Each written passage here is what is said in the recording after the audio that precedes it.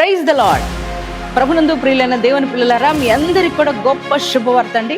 Calvary మార్గం glorious చర్చిలో ప్రతి శనివారం ఉదయకాలం 10 గంటలకు స్వస్థత ఆరాధన జరుగుతుంది.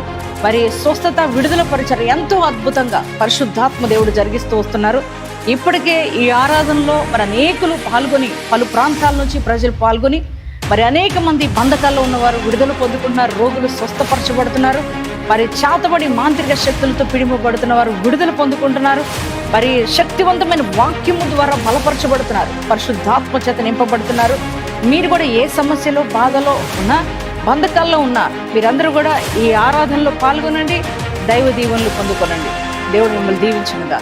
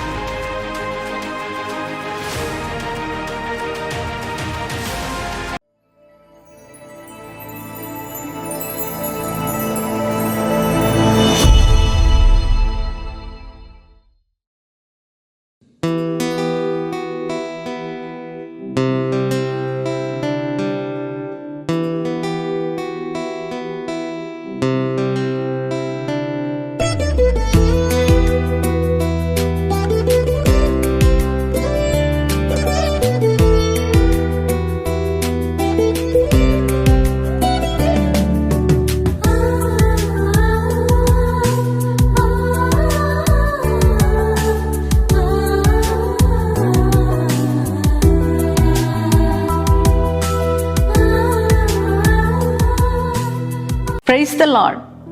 యేసుతో ప్రతిదినం అనే ఆత్మీయ కార్యక్రమానికి మిమ్మల్ని ప్రేమతో ఆహ్వానిస్తూ మీ అందరికీ నా హృదయపూర్వక వందనాలు తెలియజేస్తున్నాను. ప్రియ దేవుని పిల్లలారా, మరి మీ అందరూ కూడా బాగున్నారని నేను నమ్ముతున్నాను. మీ అందరి కొరకు మేము ప్రతిదినము ప్రార్థిస్తున్నాం, మీరు కూడా మా కొరకు ప్రార్థిస్తున్నారని మేము నమ్ముతున్నాం. ప్రియ దేవుని బిడ్డలారా, ప్రతి ఉదయం దేవుడు శ్రేష్టమైన వాక్యం ద్వారా మనతో మాట్లాడుతున్నారు కదా. మన ఆధ్యాత్మిక జీవితానికి అవసరమైన చక్కటి వాగ్దానాలు మనకు అనుగ్రహిస్తూ మనల్ని ఎంతగానో ఆత్మీకంగా బలపరుస్తున్న దేవునికి మహిమ కలుగును గాక.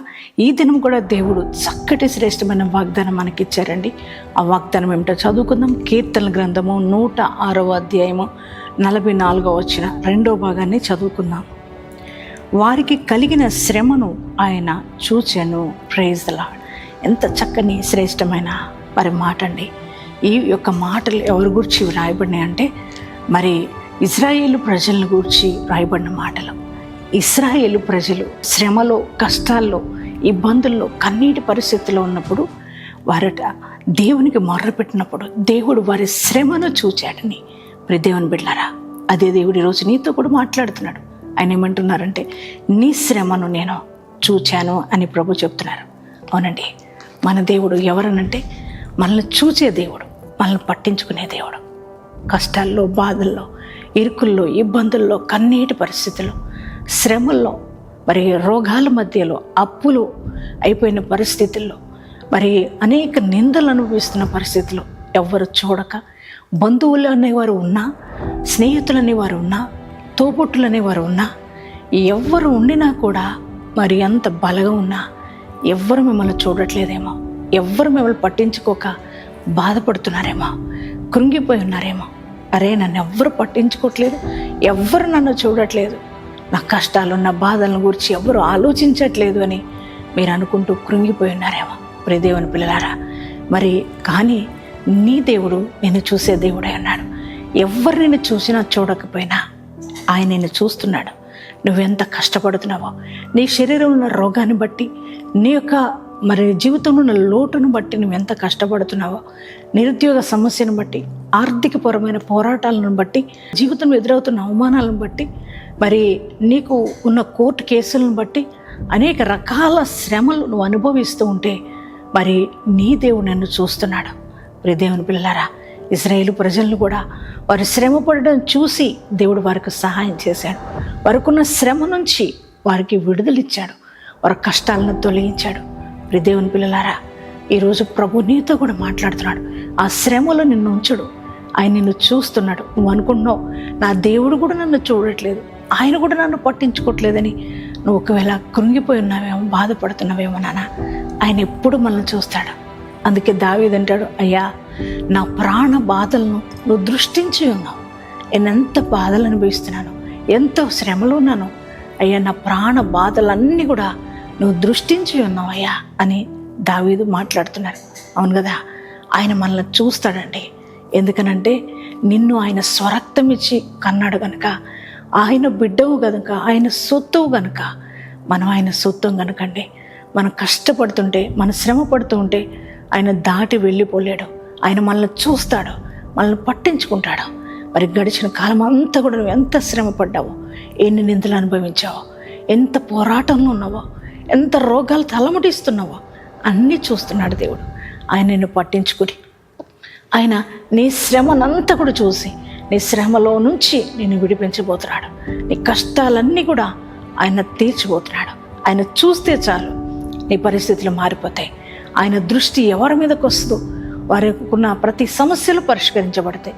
చూడు, ఇశ్రాయేలు ప్రజలను ఆ శ్రమను చూసినప్పుడు వారి కష్టాల నుంచి వారు విడుదల పొందుకున్నారు. అలాగే నీ దేవుడు నీ శ్రమ కాలంలో నిన్ను చూస్తున్నాడు. నీకున్న ప్రతి ప్రతికూలమైన పరిస్థితుల నుంచి నీకు విడుదల రాబోతుంది. అన్ని పరిస్థితులు నీకు అనుకూలంగా మారబోతున్నాయి. నీ కష్టాలన్నీ తొలగిపోతున్నాయి. దేవుని బిడ్డ, మనుషులు చూడడం కాదు కానీ దేవుడు నిన్ను చూశానంటున్నాడు, ఈ శ్రమను చూశానంటున్నాడు ప్రభు. ఆ శ్రమలో నుంచి నేను తప్పించబోతున్నాడు. దేవుని బిడ్డ, ఈ యొక్క వాగ్దానాన్ని బట్టి ధైర్యం తెచ్చుకుంటావా? మన దేవుడు చూచే దేవుడని, ఆయన ఎల్రోయిగా ఉన్నాడని నమ్ముతావా? యేసయ్య, నా శ్రమను చూడలేదనుకున్నా, కానీ నా శ్రమను చూసి నా పరిస్థితులు మార్చబోతున్నందుకు నీకు వందనాలు యేసయ్య అని యేసయ్యకి థ్యాంక్స్ చెప్పండి. ఎంతమంది ఈ వాగ్దానం రిసీవ్ చేసుకున్నారు, ఈ మాటను ఎంతమంది నమ్మి ఉన్నారో మీ అందరి జీవితాల్లో ఈ వాక్యం నెరవేర్చబడును గాక. ప్రార్థన చేసుకుందామండి అందరూ. Thank you father. పరిశుద్ధుర మహోన్నతులకు దేవానికి వందనాలు, స్తోత్రాలయ్యా. ఈ ఉదయకాలం మీరు ఇచ్చిన శ్రేష్టమైన వాగ్దానం కొరకే వందనాలు అయ్యా. మా శ్రమను నువ్వు చూసే దేవుడు అయినావు అయ్యా. ఇజ్రాయేలు ప్రజలు శ్రమలో ఉండడం నువ్వు చూసావు. వారికున్న శ్రమలో నుంచి వారిని నువ్వు తప్పించిన దేవుడు, విడిపించిన దేవుడు, నీకు వందనాలు, స్తోత్రాలయ్యా. అయ్యా, ఇదిగో తండ్రి, ఈ వాగ్దానం వింటున్న బిడలు అయ్యా, ఇది వరకున్న కష్టాల్లో, శ్రమల్లో, బాధల్లో ప్రభా వారిని పట్టించుకోక అయ్యా ఎంతగానో కృంగిపోయిన స్థితిలో ఉన్నారు అయ్యా. కానీ మీరు అన్నారు, ఎవరు చూసినా చూడకపోయినా నేను మిమ్మల్ని చూస్తున్నాను, మీ శ్రమలో నువ్వు ఎంత బాధపడుతున్నావో నేను చూస్తున్నానని చెప్పావు తండ్రి. నీకు వందనాలు అయ్యా. వారికున్న శ్రమలో మీరు వారిని చూసి వారికున్న బాధల నుంచి నువ్వు విడిపిస్తున్నందుకు వందనాలు.